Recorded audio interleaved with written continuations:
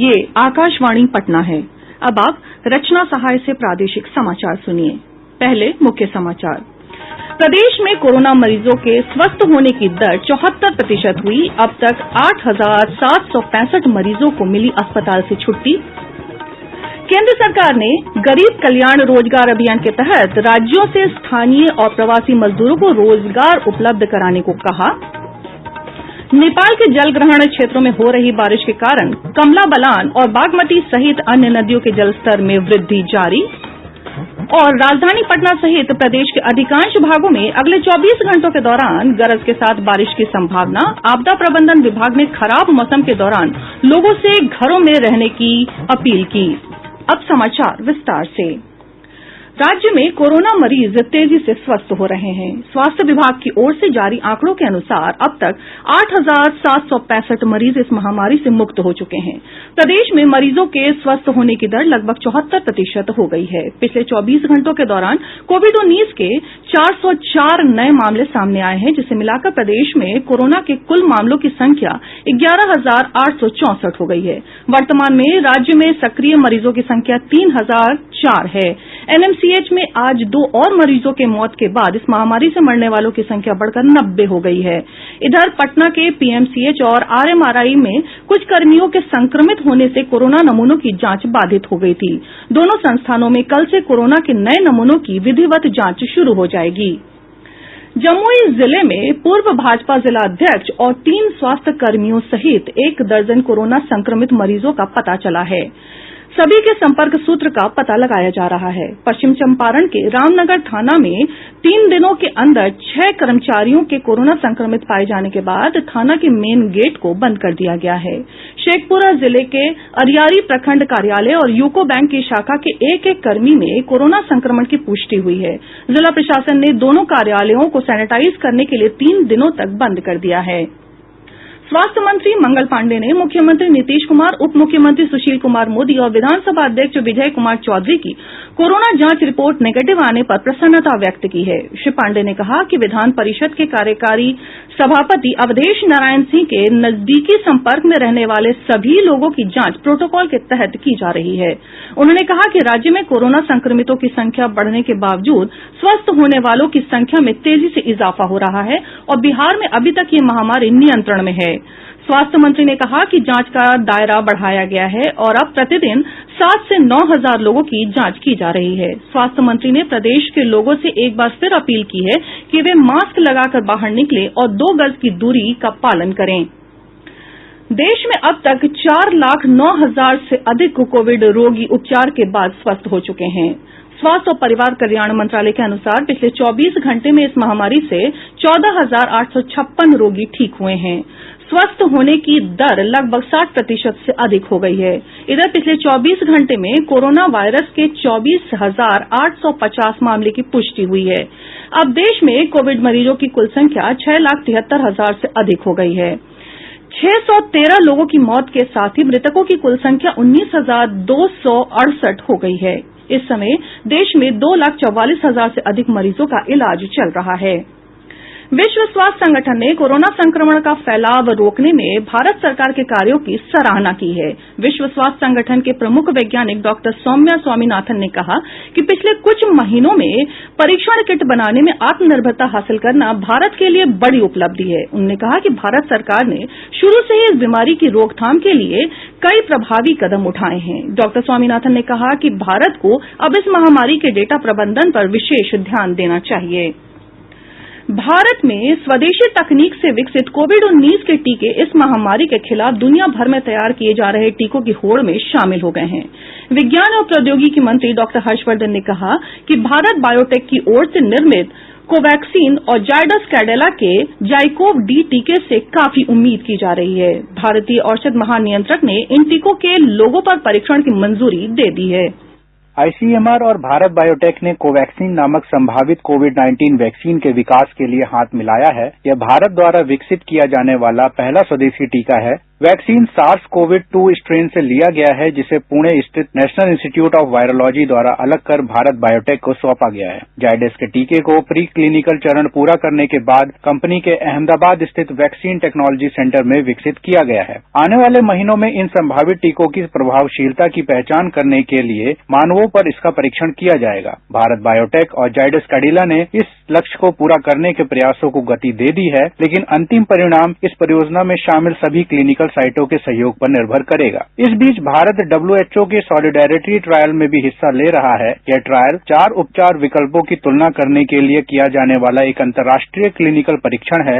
एक अन्य शीर्ष भारतीय pharma company serum institute of India ने ऑक्सफोर्ड यूनिवर्सिटी के संभावित कोविड-19 वैक्सीन की 1 बिलियन खुराक की आपूर्ति करने के लिए ब्रिटिश दवा निर्माता एस्ट्राजेनेका के साथ अनुबंध किया है। भूपेंद्र सिंह, आकाशवाणी समाचार, दिल्ली। केंद्र सरकार ने आज कहा कि इस वर्ष 11 अप्रैल से बिहार सहित 9 राज्यों के 2.5 लाख हेक्टेयर क्षेत्र में टिड्डी नियंत्रण अभियान चलाया गया है। कृषि मंत्रालय ने बताया कि फिलहाल टिड्डी दल के प्रकोप से बिहार सहित अन्य 9 राज्यों में फसलों के अधिक नुकसान की सूचना नहीं मिली है। मंत्रालय ने बताया कि ऊंचे वृक्षों और अन्य स्थानों पर ड्रोन से कीटनाशक का छिड़काव किया जा रहा है। भारत पहला देश है जहां टिड्डी दल के नियंत्रण के लिए ड्रोन का इस्तेमाल किया जा रहा है। प्रादेशिक समाचार आप आकाशवाणी पटना से सुन रहे हैं। भारतीय चिकित्सा अनुसंधान परिषद ने महामारी विज्ञान और प्रसार रोग के पूर्व प्रमुख वैज्ञानिक डॉक्टर रमन गंगाखेडकर ने हर्ड इम्यूनिटी के विषय में आकाशवाणी से विशेष बातचीत की। हर्ड इम्यूनिटी में 100 में से 60 लोगों को अगर बीमारी पहले हो चुकी है तो हम ये समझते हैं कि वो जगह पे नए सिरे से दूसरे को बीमारी लगने का चांस कम हो जाता है, क्योंकि हमारी जो इंटरेक्शन होती है एक इंसान दूसरे से मिले, उसमें निगेटिव इंसान के साथ में मिलने का चांस उतना ही कम हो जाता है जब 60% लोग जो होते हैं उनको बीमारी लगती है। इसको हम हर्ड इम्यूनिटी बोलते हैं। केंद्र सरकार ने कोविड महामारी के कारण हुए लॉकडाउन से प्रभावित ग्रामीण क्षेत्रों में रहने वाले लोगों और प्रवासी मजदूरों को स्थानीय स्तर पर आजीविका के अवसर और रोजगार उपलब्ध कराने के लिए गरीब कल्याण रोजगार अभियान शुरू किया है। बिहार सहित यह अभियान 6 राज्यों के 116 जिलों में चलाया जा रहा है। ग्रामीण क्षेत्रों में जल जीवन मिशन इस अभियान का एक अहम हिस्सा है। इसके जरिए कुशल, अर्धकुशल और प्रवासी मजदूरों को पीने के पानी की आपूर्ति से संबंधित काम में रोजगार के बड़े अवसर उपलब्ध कराए जा रहे हैं। केंद्र ने गरीब कल्याण रोजगार अभियान से जुड़े राज्यों से कहा है कि वे अपने यहां गांवों में जल जीवन मिशन के तहत काम शुरू करें ताकि स्थानीय व प्रवासी मजदूरों को रोजगार मिल सके। उपराष्ट्रपति एम वेंकैया नायडू ने हर भारतीय से अनुरोध किया है कि वे स्थानीय भारत को वैश्विक भारत बनाने के लिए आत्मनिर्भर भारत अभियान से जुड़े।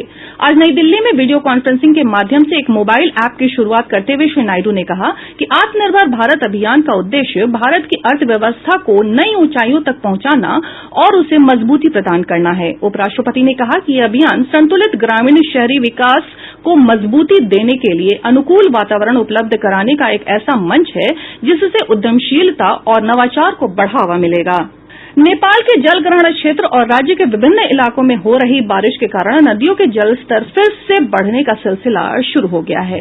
वाल्मीकिनगर बराज से 91,200 क्यूसेक पानी छोड़े जाने के कारण पूर्वी चंपारण के गंडक और बूढ़ी गंडक नदियों के जलस्तर में वृद्धि जारी है। मुजफ्फरपुर में लखनदेई नदी के जलस्तर में वृद्धि से औराई और कटरा प्रखंड में बाढ़ का खतरा उत्पन्न हो गया है। समस्तीपुर जिले में बूढ़ी गंडक और कमला बलान सहित अन्य नदियों के जलस्तर में वृद्धि को देखते हुए तटबंधों की सुरक्षा के लिए कार्रवाई शुरू कर दी गई है। बाढ़ नियंत्रण विभाग के अध्यक्ष अभियंता शशि रंजन पांडे ने बताया कि तटबंधों की सुरक्षा और निगरानी के लिए अभियंताओं की तैनाती की गई है। सीतामढ़ी के कटौछा में बागमती नदी और खगड़िया के बलतारा में कोसी नदी खतरे के निशान से ऊपर बह रही है। वहीं दरभंगा के घनश्यामपुर प्रखंड के कई पंचायतों में कमला बलान नदी का पानी फैल गया है, जिससे प्रखंड मुख्यालय से पंचायतों का सड़क संपर्क टूट गया है। घनश्यामपुर के अंचलाधिकारी दीनानाथ कुमार ने बताया कि प्रशासन की ओर से लोगों को सुरक्षित स्थानों पर पहुंचाने के लिए नाव चलाई जा रही है। राजधानी पटना समेत प्रदेश में दक्षिण पश्चिम मॉनसून सक्रिय है। पिछले 24 घंटों के दौरान राज्य के विभिन्न जिलों में हल्की से मध्यम वर्षा रिकॉर्ड की गई है। मौसम विभाग से प्राप्त जानकारी के अनुसार पूर्वी चंपारण के केसरिया में सबसे अधिक 24 सेंटीमीटर बारिश रिकॉर्ड की गई है।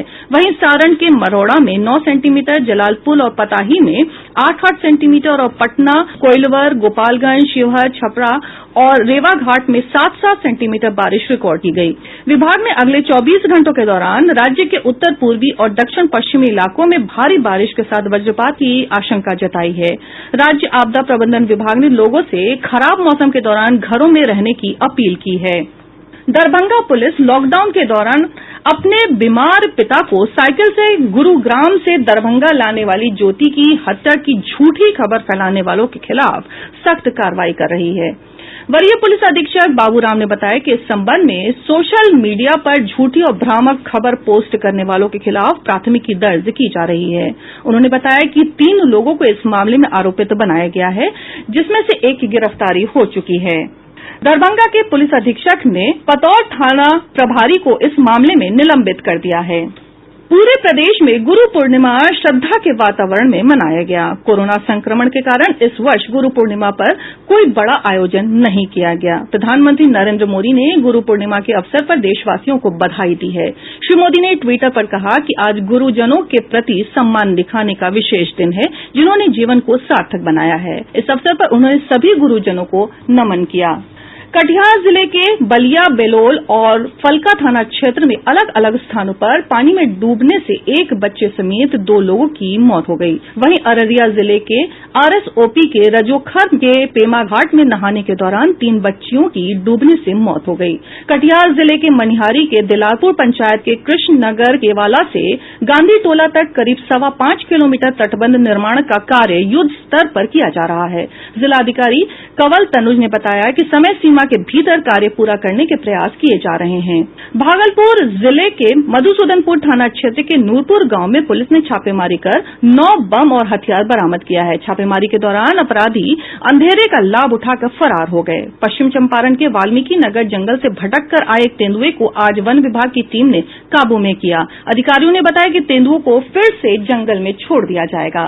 खगड़िया सदर प्रखंड के राको पंचायत में जिलाधिकारी आलोक रंजन घोष ने जल जीवन हरियाली योजना के तहत हरित जीविका हरित बिहार अभियान का शुभारंभ किया। इस अभियान के तहत जीविका दीदियों की ओर से 1.5 लाख से अधिक पौधे लगाए जाएंगे।